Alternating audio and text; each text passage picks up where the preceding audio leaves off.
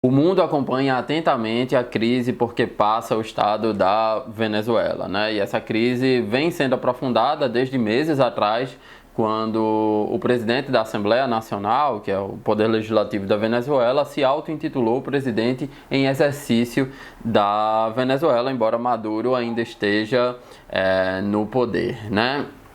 Mais propriamente, nesse 1º de maio de 2019, o presidente em exercício, o presidente da Assembleia Nacional, Juan Guaidó, ele convocou um super protesto social contra o presidente efetivo, né, o presidente Maduro, para dar uma demonstração de força que as Forças Armadas estariam do lado dele, não do lado de Maduro, né?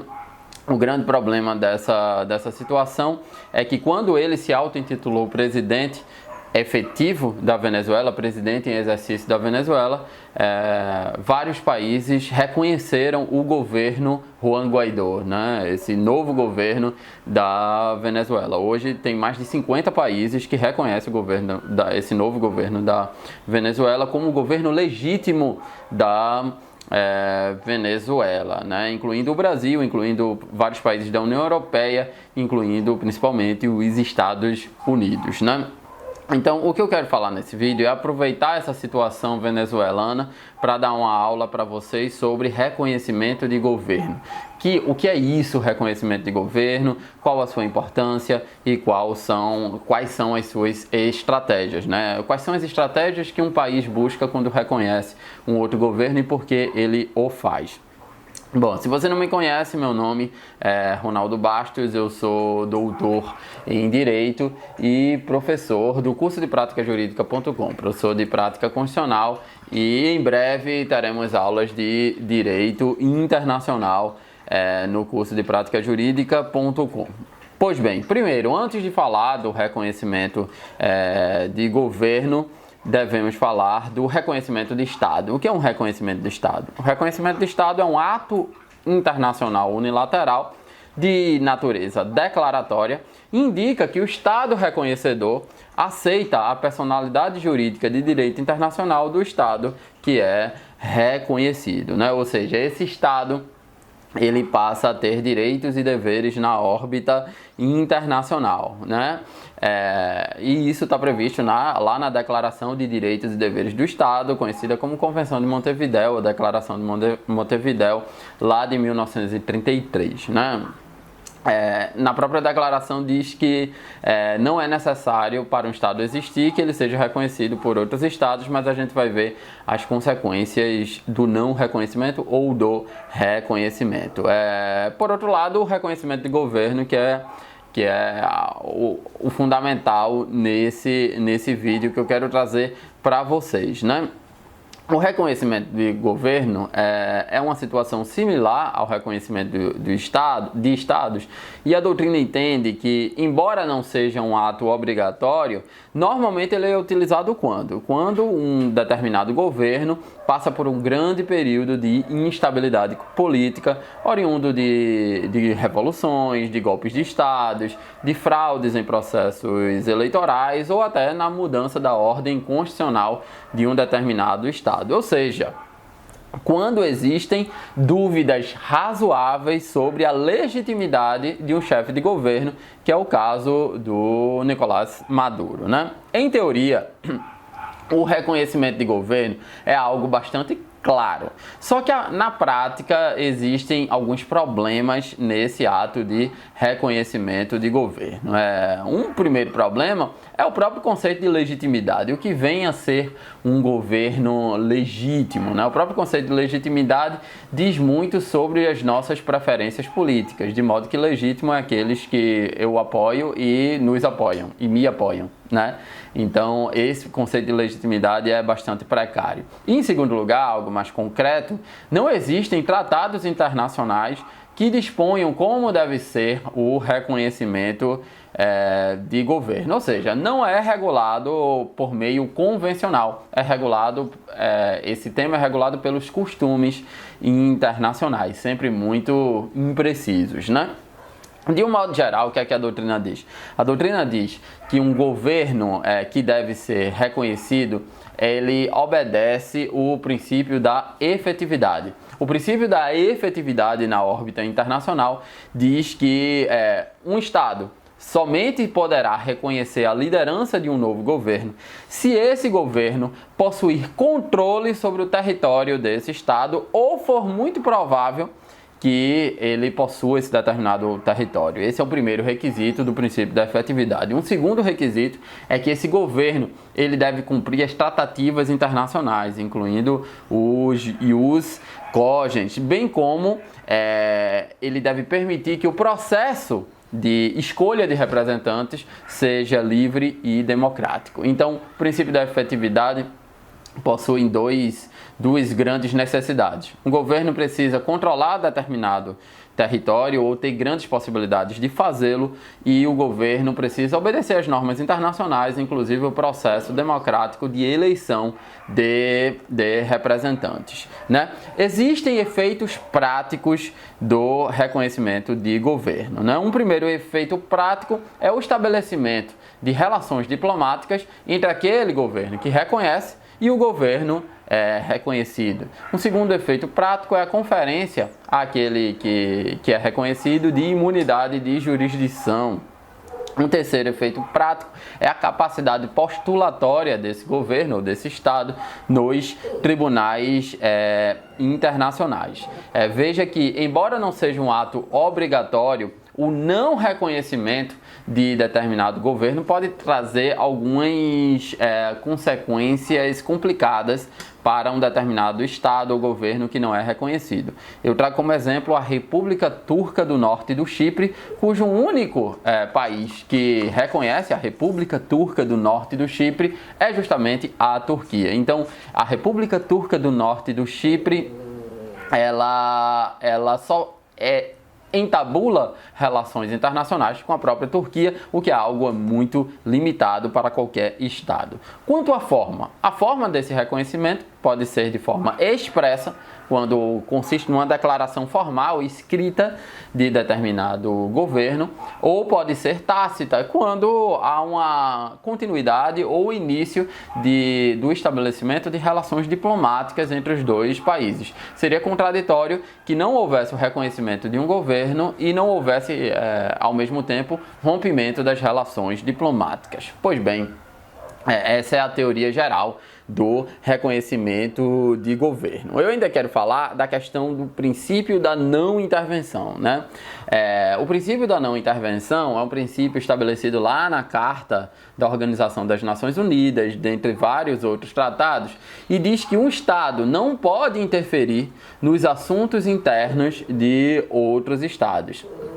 Considera-se que há intervenção quando um Estado reconhece um governo sem efetividade, ou o que é mais grave, ele dá apoio material e às vezes compactua com uma ação militar intervencionista nesse novo governo, como ocorreu, por exemplo, com o apoio que os americanos deram às ditaduras militares que floresceram aqui na América Latina na década de 60. Mas existem outros exemplos históricos, né? Um exemplo histórico que é muito claro foi a União Soviética, quando antes de invadir a Finlândia em 1939 e mais propriamente em 1979, antes de invadir o Afeganistão, ela reconheceu como líder de um novo governo um comunista local lá do Afeganistão, deu apoio a esse comunista e invadiu o Afeganistão. Só que isso não é algo que ficou no passado. Tempos atrás, os Estados Unidos e o Reino Unido, a Grã-Bretanha, reconheceram rebeldes no governo da Líbia e da Síria e passaram a apoiar esses rebeldes militarmente, mesmo que tais grupos não possuíssem, de fato, o controle efetivo do território da Líbia e do território da Síria. Na América Latina também há uma série de problemas quanto ao reconhecimento de governo, a utilização desse instituto, que envolve, por um lado, a própria Venezuela, que depois do impeachment da presidente Dilma Rousseff, não reconheceu o governo Temer, e o próprio Brasil, que não reconheceu o novo governo paraguaio após o impeachment do Fernando Lugo, que foi, de certa forma, mais problemático a condução do impeachment, mais problemática a condução do impeachment do que ocorreu no Brasil, né? No próprio Mercosul existe a chamada cláusula democrática, lá no Tratado de Ushuaia, que é sobre o compromisso democrático entre o Mercosul, a Bolívia e o Chile, em que dispõe que um governo ele precisa obedecer procedimentos democráticos. O Paraguai, naquele momento do impeachment, foi inclusive suspenso de participar no Mercosul. Na Organização dos Estados Americanos, a OEA, também existe um exemplo dessa cláusula democrática, e lá no artigo 9 da Carta da OEA dispõe que um Estado que pode ter suspensa a sua participação no organismo quando tenham sido infrutíferas as gestões diplomáticas que a organização houver empreendido a fim de propiciar o restabelecimento da democracia representativa no Estado membro afetado. A Cuba foi a primeira a sofrer uma suspensão da Organização dos Estados Americanos, suspensão essa que passou de 1962 até 2009, e mais recentemente Honduras, que foi suspensa de 2009 a 2011. E agora eu chego no que talvez interesse àqueles que estão escutando essa aula, né? A questão da Venezuela, né? O presidente da Assembleia Nacional, o Juan Guaidó, ele se autodeclarou, se auto-intitulou presidente em exercício da Venezuela, né? E mais de 50 países já apoiaram nessa presidência em exercício. Inclusive os países, incluindo o Brasil, passaram a receber os representantes de Juan Guaidó, né? Qual é o meu parecer sobre essa questão? Bom, considerando que a cúpula das Forças Armadas está do lado de Maduro, das quais há muito tempo apenas um militar, agora acho que aumentou um pouco, mas não passam de 10 militares de alta patente, de 600 no total, estão do lado de Juan Guaidó.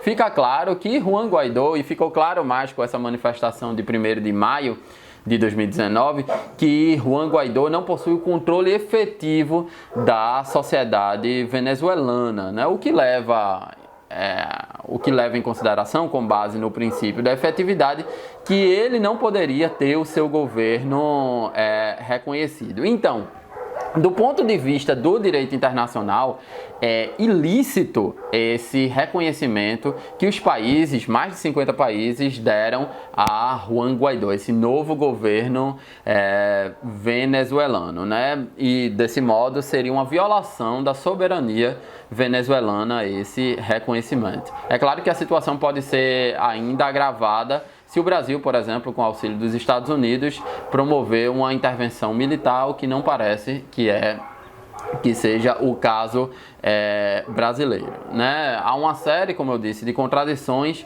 na prática latino-americana do reconhecimento de governo, principalmente porque o não reconhecimento de determinado governo não vem junto, como seria natural, do rompimento de relações diplomáticas. Fica uma pressão diplomática, como determinados embargos econômicos que são permitidos pela Carta da ONU em algumas circunstâncias. E aí eu quero falar para vocês de que existem duas doutrinas internacionalistas que discutem sobre o reconhecimento de governo. A doutrina Tobar e a doutrina Estrada. A doutrina Tobar, ela vai dizer que o reconhecimento de governo, ele só poderia ser processado, ou seja, só poderia ser expedido pelos estados esse ato de reconhecimento de governo se o presidente, se o novo governante tivesse apoio da maioria da população. Então, iria se aferir isso através de enquetes, pesquisas, né, de opinião, o que é muito problemático na medida em que, por exemplo, Temer não poderia ter seu governo reconhecido na medida em que nunca Temer passou de 6% de popularidade, né, de apoio da população, o que, na minha opinião, é uma doutrina que não leva em conta essas questões seria uma forma de intervenção, essa questão da consideração do apoio popular Em um segundo momento, tem a doutrina Estrada, que diz que não tem nada a ver com apoio popular, ou não é completamente a ver com apoio popular.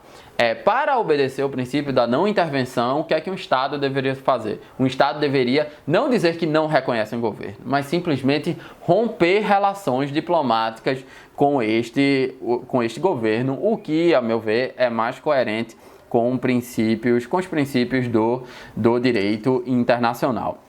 Evidentemente que a crise venezuelana, apesar de eu considerar que esse ato de reconhecimento por parte da sociedade internacional, de alguns países da sociedade internacional, é contra o direito internacional, isso não torna a crise venezuelana maior, principalmente com a má gestão que vem sendo empregada no Estado venezuelano desde a época chavista, né? Com mais notoriedade na época do governo de Nicolás Maduro, né? Porque na época de Chávez também as commodities estavam em altas e assim como Dilma, o Nicolás Maduro pegou um período de crise econômica que, somado à pressão internacional, virou certamente crise humanitária. O deslocamento, a migração do povo venezuelano para a Colômbia, para o Equador, eu morei no Equador, eu percebi isso claramente. Eu fui para o norte do país, também percebi isso claramente. E várias pesquisas, relatórios de organismos internacionais mostram que essa é uma das maiores migrações que já ocorreram na América Latina. E aí não podemos desconsiderar as violações que o próprio Maduro está fazendo às regras do direito internacional, basicamente o direito internacional dos direitos humanos. Principalmente porque, diante dessa crise humanitária, o Maduro não vem aceitando a ajuda humanitária, que não é uma ajuda vinda dos Estados Unidos, não é uma ajuda totalmente inocente. Né? Mas o Maduro ele não está aceitando essa ajuda humanitária e é o povo venezuelano que está sofrendo. Além disso, há perseguição a líderes da oposição, perseguição à imprensa também, né? Washington já protocolou um pedido no Conselho de Segurança da ONU, uma proposta de resolução para que Maduro aceite essa ajuda humanitária. O problema é que essa é uma questão considerada importante pela Carta da ONU e as questões consideradas importantes precisam ter o apoio de todos os membros permanentes da ONU, que é China, Estados Unidos, Rússia, França e Inglaterra. E nós sabemos que a China e principalmente a Rússia estão do lado dos venezuelanos, porque na verdade eles estão querendo fazer oposição aos Estados Unidos. Então esse projeto de resolução dificilmente passará no Conselho de Segurança da ONU. Então, qual é o resumo da ópera dessa aula que eu quis preparar sobre a questão venezuelana, né? Eu quis mostrar como é que se faz um reconhecimento de governo, que é um ato unilateral declaratório em que você reconhece a legitimidade de um determinado governo que ascende na sociedade internacional. Disse que esse reconhecimento de governo tem a ver com o princípio tem problemas no que atina ao princípio da não intervenção, que reconhece-se como um governo legítimo aquele que possui efetividade, controle efetivo sobre determinado território e que, no caso concreto, Juan Guaidó não tem esse controle efetivo, logo o reconhecimento ao novo governo Juan Guaidó seria ilegítimo do ponto de vista internacional. Muito embora o próprio Maduro, enquanto governante, também desrespeite o direito internacional, basicamente o direito internacional dos direitos humanos, quando ele persegue líderes da oposição, cerceia a liberdade de imprensa e impede a ajuda humanitária de comida e remédios para o povo venezuelano. É isso, espero que você tenha gostado. Se você chegou até aqui e queira se inscrever no meu curso de prática constitucional,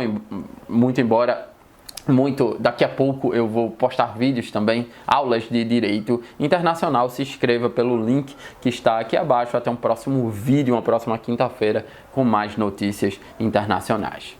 Tchau!